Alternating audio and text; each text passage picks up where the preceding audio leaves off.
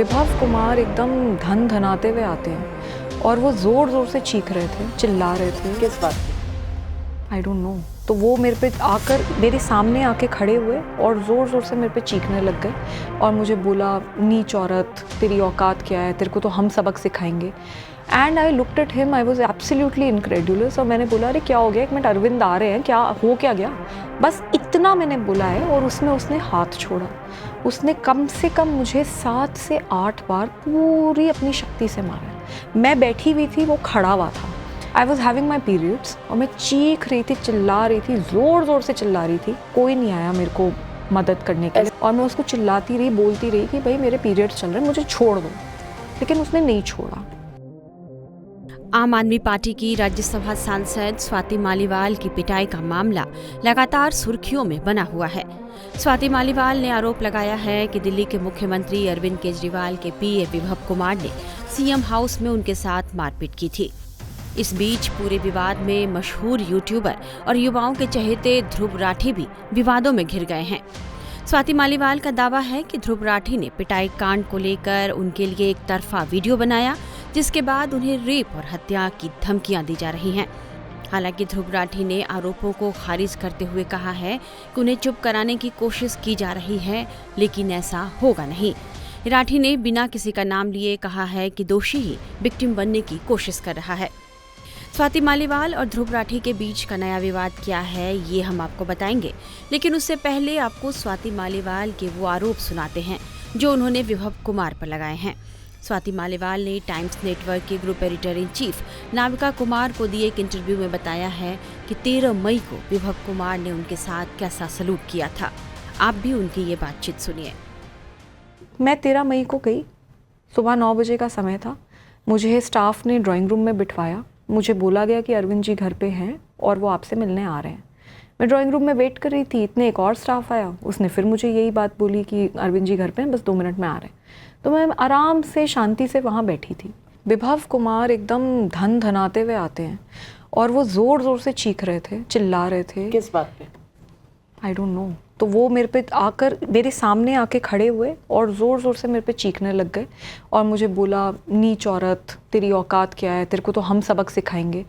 And I looked at him, I was absolutely incredulous. और मैंने बोला, अरे क्या हो गया, एक मिनट, अरविंद आ रहे हैं, क्या हो क्या गया? बस इतना मैंने बोला है और उसमें उसने हाथ छोड़ा। उसने कम से कम मुझे 7 से 8 बार पूरी अपनी शक्ति से मारा है। मैं बैठी हुई थी, वो खड़ा हुआ था। तो उसके बाद उन्होंने मेरे को थप्पड़ मारे और मैंने अपने आप को बचाने के लिए, because I was sitting and he was standing, so मैंने अपने पैर से उसको पुश करने की कोशिश करी। इतने में उसके हाथ में मेरा पैर आ गया, उसने मुझे घसीटा नीचे। मेरा सर भी जाके उस पे लगा, जो टेबल थी, इसी तरीके की टेबल थी, उस पे सर लगा और उसके बाद मैं नीचे गिरी। I was having my periods और मैं चीख रही थी, चिल्ला रही थी, ज़ोर ज़ोर से चिल्ला रही थी। कोई नहीं आया मेरे को मदद करने के लिए, बचाने के लिए। थी कि बाहर तक आवाज़ जा रही होगी? मेरे हिसाब से तो जानी चाहिए, बाकी वो तो अब पुलिस इन्वेस्टिगेट करेगी कि कहाँ तक आवाज़ जाती है जब आप इतनी ज़ोर ज़ोर से चिल्ला रहे हो। बट मैं बहुत ज़ोर से चिल्ला रही थी, इसमें कोई शक नहीं है। और उसके बाद जब मैं गिरी ज़मीन पे तो वो मेरे को पैरों से किक करने लगा और मैं उसको चिल्लाती रही, बोलती रही कि भाई मेरे पीरियड्स चल रहे हैं, मुझे छोड़ दो। लेकिन उसने नहीं छोड़ा। उसके बाद मैंने किसी तरीके से अपने आप को छुड़ाया और मैं जाके वापस सोफे पे बैठ गई। स्वाति मालीवाल का कहना है कि इस पूरे विवाद के बाद उनके चरित्र हनन के लिए आम आदमी पार्टी और उनके वॉलंटियर्स की ओर से कैंपेन चलाया जा रहा है।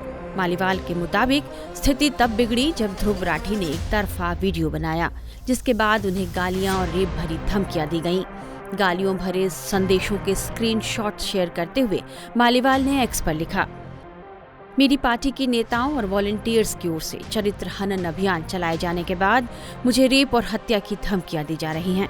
इसमें तब और तेजी आ गई जब यूट्यूबर ध्रुव राठी ने मुझ पर एक तरफा वीडियो बनाकर शेयर किया।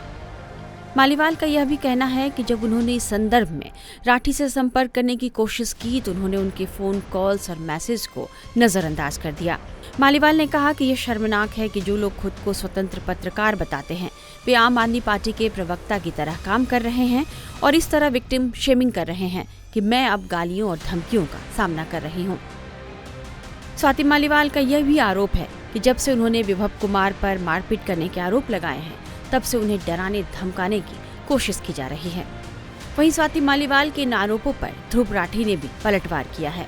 राठी ने सोशल मीडिया प्लेटफॉर्म एक्स पर लिखा, मुझ पर झूठे आरोप लगाए गए हैं। हर दिन मुझे मौत की धमकी दी जाती है, अपमान किया जाता है और बदनाम करने का अभियान चलाया जाता है। अब मुझे इसकी आदत हो गई है। विडंबना ये है कि दोषी ही विक्टिम बनने की कोशिश कर रहे हैं। सब जानते हैं कि इन सबके पीछे कौन है। वे मुझे चुप कराना चाहते हैं, लेकिन ये होने वाला नहीं। यदि आप एक ध्रुव राठी को चुप करा दोगे तो 1000 नए उठ खड़े होंगे।